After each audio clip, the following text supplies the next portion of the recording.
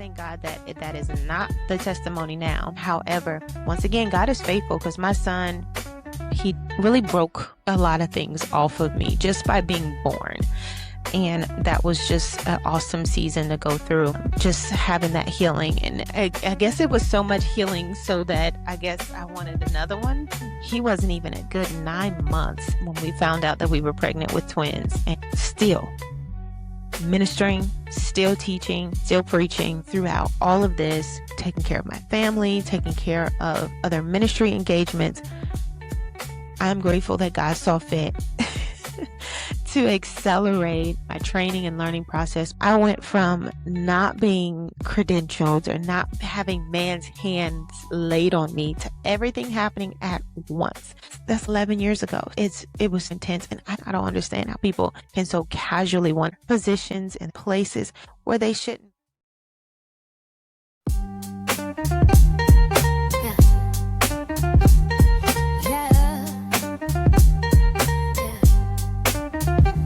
Virtuous woman, wifey type, does you good and not evil all the days of her life.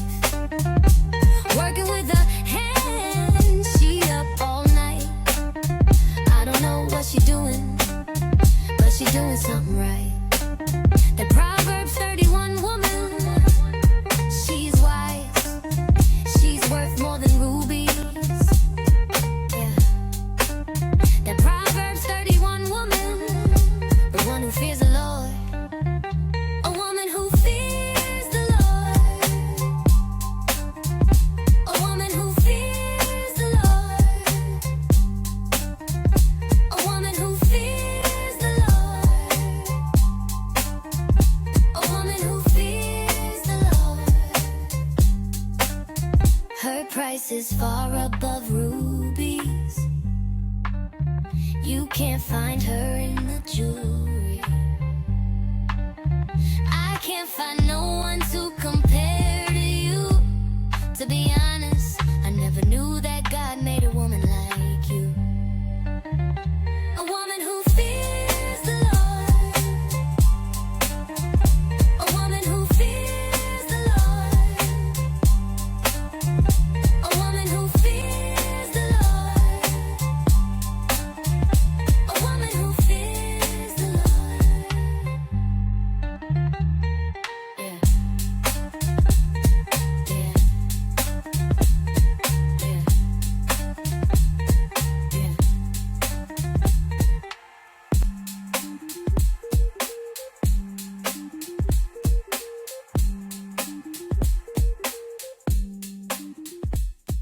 Everybody, welcome to Son of a Woman podcast. I am your host, Angelica Montgomery, and I'm very excited to share with you the topic for today. But first, I want to invite you, if you have not already, subscribe, follow, went to the website, became a member, and even hit the notification bell to let whatever social media platform you're listening to, whatever podcast you're listening to, download the episodes, listen in, make sure that you get notified each and every time that I upload another podcast. So listen, you get a goodie today. I'm going to be sharing with you a little bit about my background, my history. Many of you may know me and some of you may not. And this is a formal introduction, if you would. So for those of you who do not know, I have been raised and brought up within the church.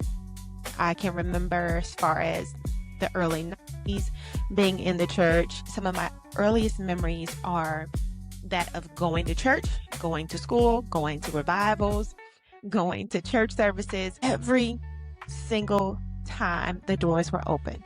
My father was a deacon at the time.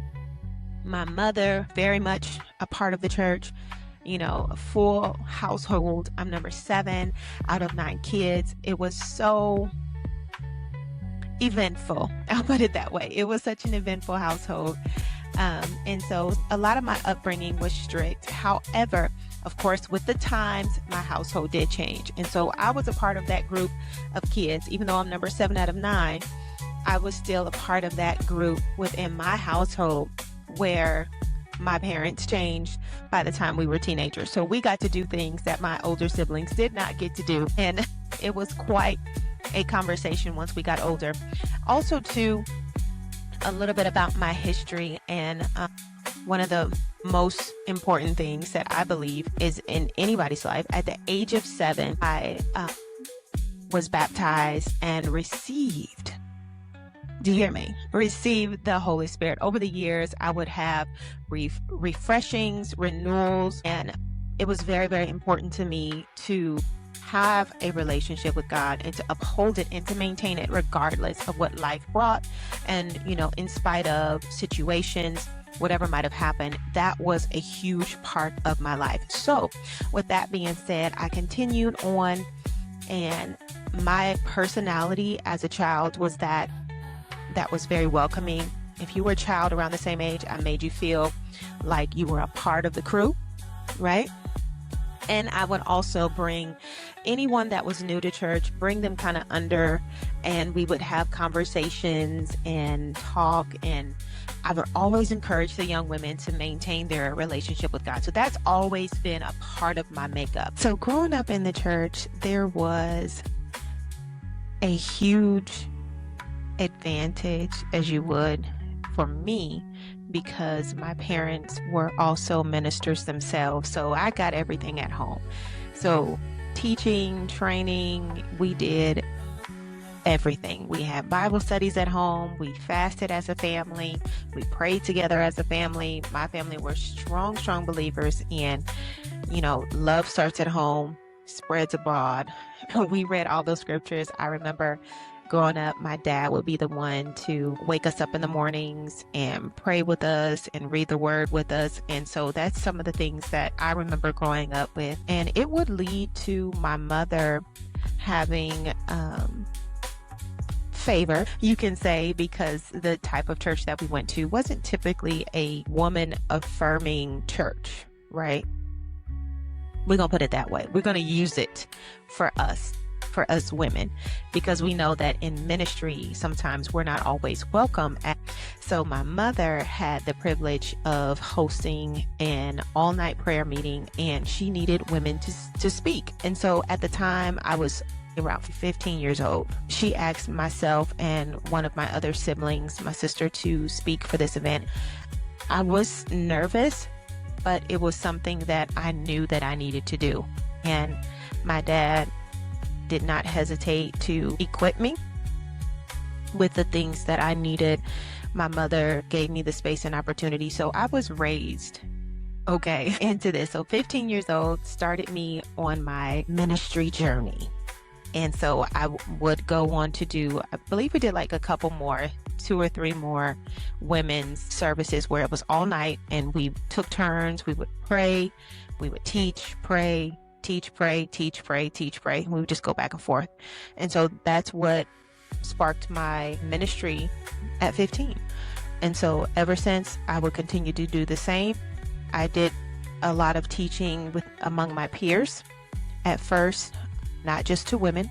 And mind you, I'm 15 years old teaching and preaching at these women's events that were women, of course, were older than myself. And then I would move on when, by the time I'm 17, started doing more services where I was the main speaker, or I shared platform. Many of you might have heard of platform speaking, where it would be either myself and about 3 or 4 other speakers. And we did that a lot at the surrounding churches in the area. At the same time of my ministry really taking off and speaking around town, I had left my then childhood church. So there was 2 different childhood churches. I'll go into detail probably at a later date. But the then childhood church, I did leave with my sister, and we started going and attending another church. And at that specific church, I was speaking on a regular basis, like every week for Bible study for a short period of time. It didn't take me long to figure out where I needed to be. That was definitely a huge prayer point for me. I believed in fasting, still do, fasting to prepare for my future. Essentially is what I'm getting to. It wasn't left to a vision board, and I'm not saying that to slight anybody, but a lot of what I did when I was 17, 18 years old, because At the same time, right, all of this is happening. Life is transitioning. 17 years old, I graduate from high school. So graduating high school, I already have one career down. I already have licenses to be a cosmetologist at the time. And so ministry, church home, all of those things are in my spirit, praying about future, fasting about future, listening, hearing God. At the same time, having speaking engagements, preaching either within the city or in surrounding areas. So it was really, really huge for me to be in tune with Holy Spirit. So that was not foreign for me at that age. It might be foreign for some other people. My husband will tell you when he met me, I was heavy into praying and fasting. Listen, I didn't go nowhere. You didn't see me doing nothing. We were praying and fasting about the future, praying and fasting about the word, praying and fasting about teaching and preaching, whatever it was. That's what I was doing.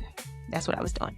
So long story short, within that short amount of time, between the age of 17 and 19, not only am I continuing to speak, continuing to preach, and to travel to surrounding churches within the area, supporting other ministry friends. You know, there was a whole group of us that were, I believe most of us were like under 20, and we were all preaching at each other's churches, hosting revivals, you know, driving hours away, you know, at least an hour away, 1 or 2 hours away, depending on where we were to preach at various places.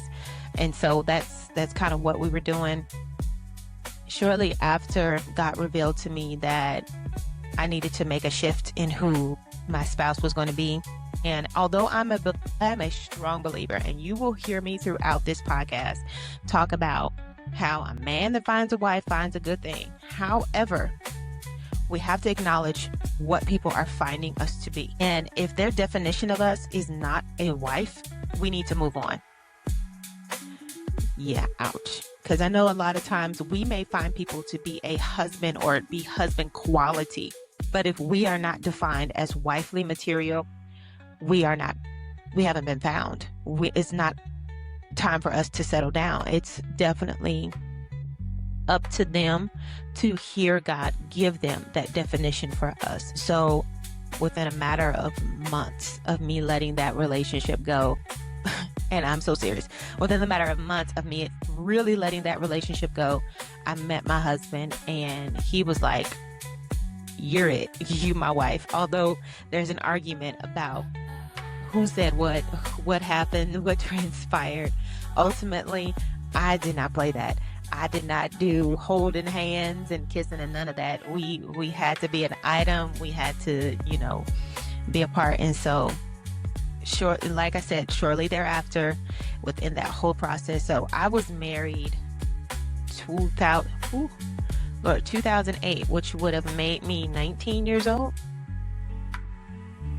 Did I do math right? Yeah, I think so. 2008, we got married. And shortly thereafter, found out I was pregnant with my son. And so all this time, I'm still preaching.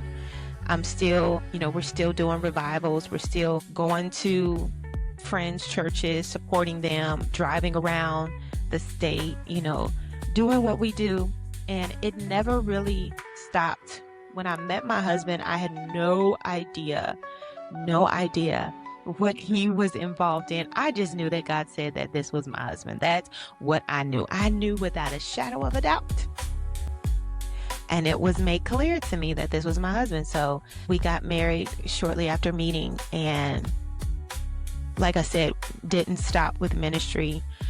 We might have took a little bit of a break, you would say, to kind of figure life out because we were so young. But we still were ministering and teaching. And, you know, at the time, my husband was very, very much into mime.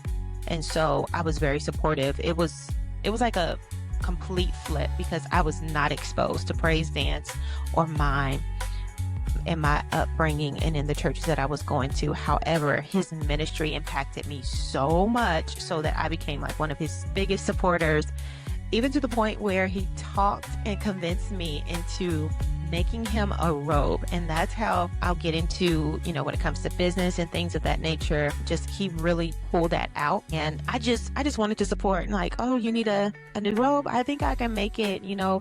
It's like, oh, do you know how to follow a pattern? I've never done a pattern before. I've always created my own patterns.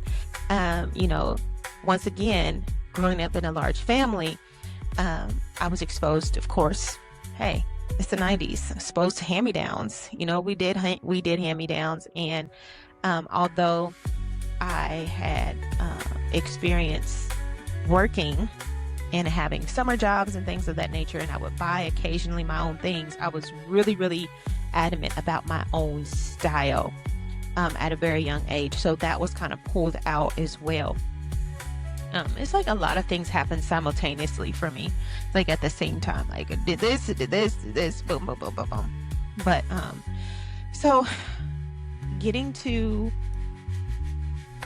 at least the first half of our marriage, had my oldest son just a doll baby, like extremely doll baby. I won't say that I was just ultimately ready for motherhood. I was just excited. If anybody knows about, you know, going through certain pains, and at the age of 17, I experienced a car accident, and just having that sunken feeling that, you know, something's going to go wrong if you try to conceive, something is going to impede upon you having a successful pregnancy. It was really, really a relief to know that everything was fine. He came out fine. I might have had a little bit of a snafu. We'll hear about that story later. But ultimately, I was blessed to have him in spite of the torment and, you know, the constant, oh, you're never going to carry, you're never going to have a baby, you're never going to be able to conceive, you know, it's going to be difficult for you because of this, because of that. You know, I had stomach issues, I had all these other ailments and things of that nature. But just, you know, praying and trusting in God. Like, once again, I'm a preacher at this point, you know, not ordained, because we'll talk about that later as well. But I could go a whole hour about that particular topic. But at the same time, just trusting in God and believing that what's going to happen is His word's going to come to pass, and, you know, believing that He's going to keep me, right? He's going to protect me no matter what part of life I'm going through. And so having my son was really a blessing. It was really a blessing. It brought a lot of healing during that season of my life, because I had switched my choice of who I was going to marry, right? Of who I was betting on, I would say. Because I had switched, I did not have initial support. I'll put it that way. I did not have initial support. And I thank God that that is not the testimony now, but it was no initial support. So there was a depression that kind of settled and attempted to take over and drown out in that season. However, once again, God is faithful, because my son, he's quiet. He's reserved. He's very, very pensive.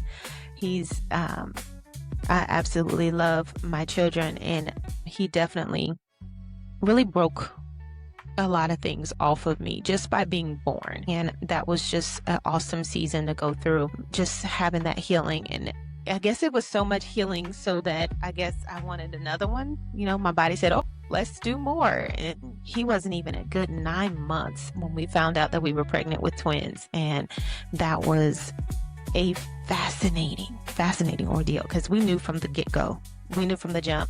We were preparing for two from, I think it was like 8 weeks when we found out. So it was it was extremely early. So it was like, oh, you said I wasn't going to conceive, you said I wasn't going to have any kids, and here's 3 in the first 2 years. So that was fun, mind you. Still ministering, still teaching, still preaching. I think that was probably one of my last major revivals that I did when I was pregnant with the twins. I'll never forget back when I was younger, I would pray so hard and for so long after some services, and that was just my time. I still, you know, of course, pray hard and long now, but I'm at home now. This is my home. This is my home. But back then I would do it until I got a little bit of control little bit of control now. But back then I would get so drunk, and I remember having a vision of myself preaching while I was pregnant, and I was like, oh Lord, that is crazy. Like, a woman up preaching while they're pregnant. And sure enough, I preached while I was pregnant with Ian, and while I was pregnant with the twins. But the twins, I was pregnant with them, and I was wearing house shoes. I'll never forget that. I was wearing house shoes, and that was fun. I believe my mom has that recorded because she came. They came to that one, but wild stuff. Wow, it's amazing how God just constantly like answers prayer and reveals things to us and allows us to see ourselves in the way that He sees us. And it's just great, awesome, amazing. And so I had them, and shortly thereafter of conceiving them, like our world kind of turned upside down. Car broke down, eviction notices. Mind you, we're young. We have a young family. It's just us three. Not being able to afford things. When I tell you, it dawned on me so easily and so quickly, and I was like, hold up, babe, I don't think you're supposed to be working. And that doesn't make sense, right? That really doesn't make sense. But it just came to me. I won't even say that I was in prayer. The pattern and the way that things were going at that point in time, every single time, it was a well-paying job. It was, wonderful for us. Money was coming in. My husband had the job. I wasn't working, of course, because I was pregnant. And every time I got pregnant, it was still high risk. It was still high risk. But every time I got pregnant, I was home, or I would have to be on bed rest. I was on bed rest with my oldest. I was on bed rest with my twins. Dealing with that season of life after conceiving the girls, everything just went upside down. And just listening for God, and it's like, what is happening? What's going on? I know this is what you have decided for me. This is the path that you told me that I needed to go on, and I'm just trusting in you. And it did not feel like good at times. It did not feel wonderful at times. All I had was like a shred. When I said it was a shred of a memory of the words that God spoke to me when I was 17. At the time, I believe I was like 21, 22. And I could just remember God saying that He would take care of me, and me asking God to always show me what I should do, how I should go, and the things that I needed to secure happiness in life, right? It was all about happiness. God, help me to be happy about my decisions. Help me to be happy about my spouse, happy about my life. And in that choosing, I experienced some hard moments, and it was that shred of memory that had to remind me that yes, God spoke to me, and yes, this was His answer.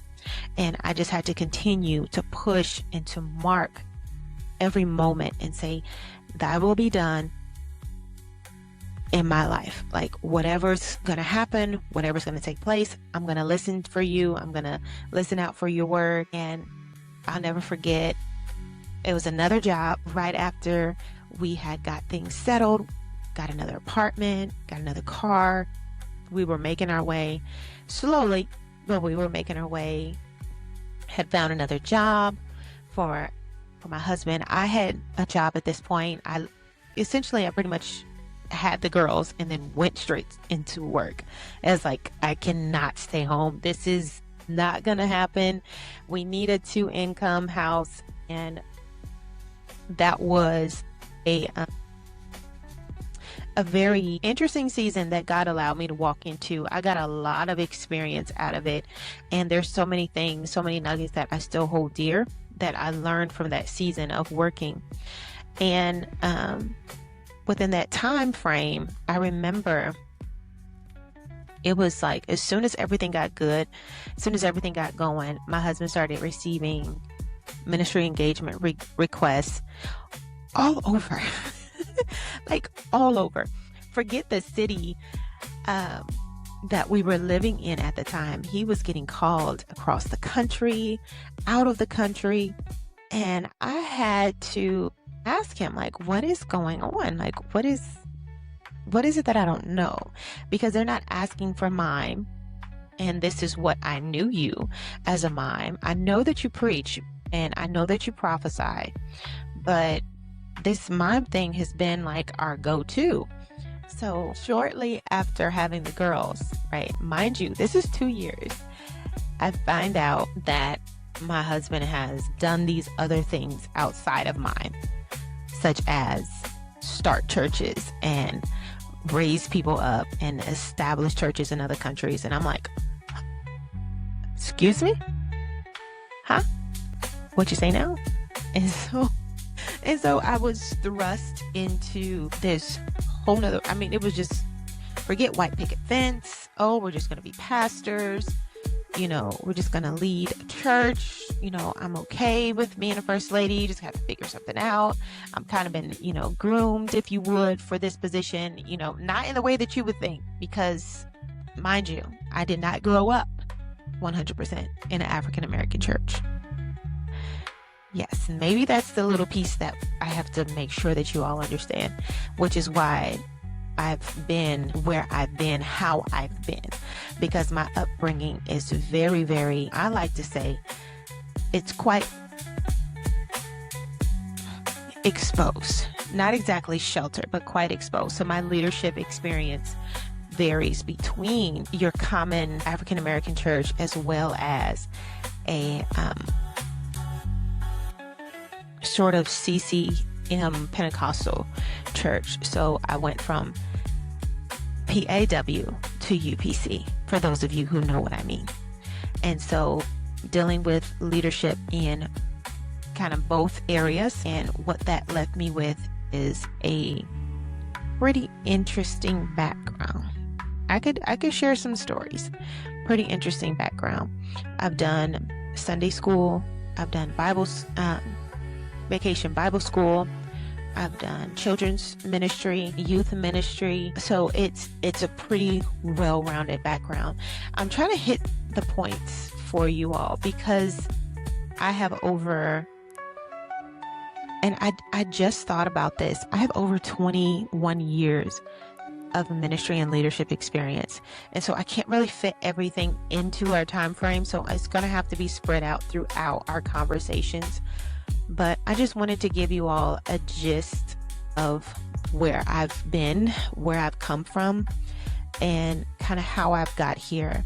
Mind you, throughout all of this, education biblically is extremely important. And although my time was mostly spent, you know, taking care of my family, taking care of other ministry engagements, I am grateful.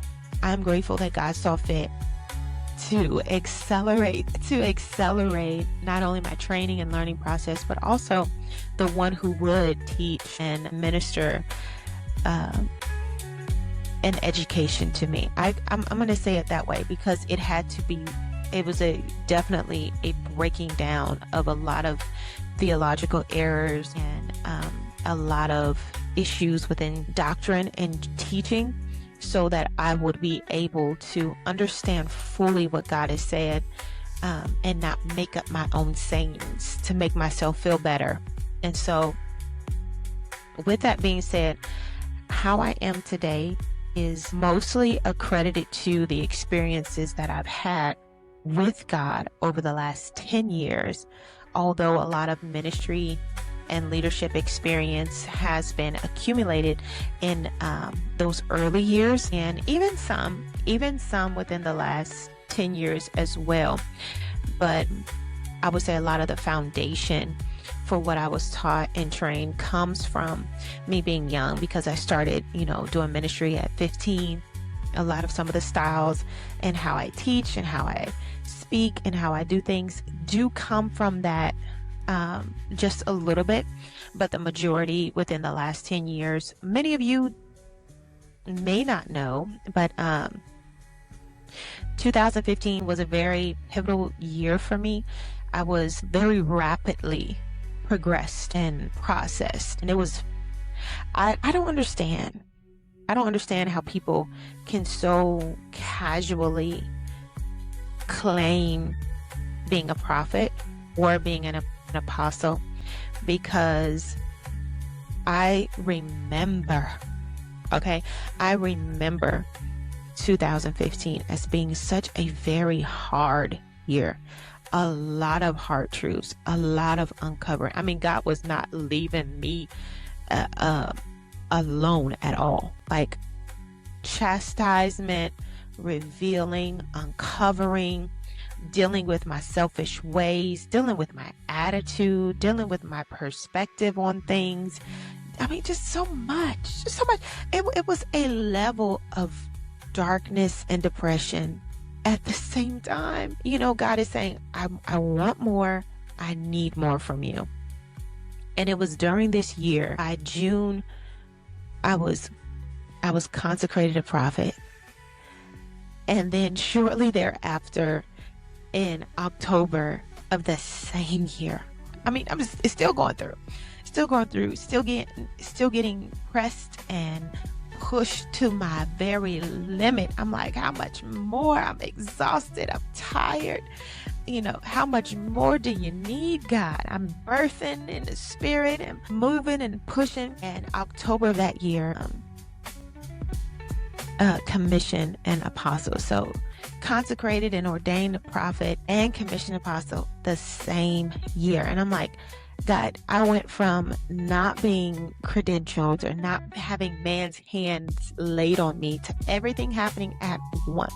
So that was, now that's like 11 years ago. So it was so intense, but I don't understand how people can so casually want it. Even now, even to this day, I'm still like, Lord, you sure I can go back to being an evangelist?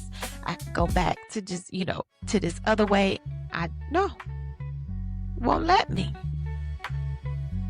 But people are in positions and they're in places where they shouldn't be. And I can honestly say that I pray for them. I do. I pray for them, because at some point, place, or in time, in the middle of having to operate at the highest capacity, you will be processed. You will have to go through some things that's going to squeeze out the oil that you need, that is necessary for this assignment. And so if you take on an assignment that's not yours, you have to find some oil somewhere. You have to find some oil, have to get some oil from you somewhere. And it's best to have the oil before the anointing. Listen, I have had fun sharing so much. I feel like I just dumped a lot on you guys about my upbringing and my past. Like I said, I haven't even made it to how Aiden got here. But listen, I wanted to share that much with you guys so that you just understand a little bit more about me and why I am so and thus.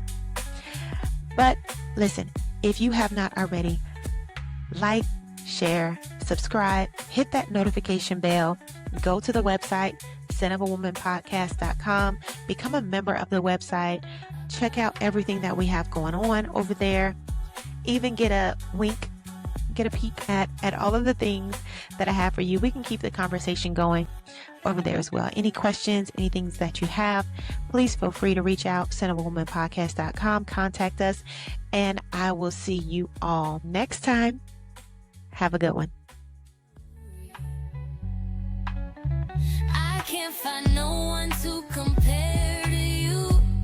To be honest, I never knew that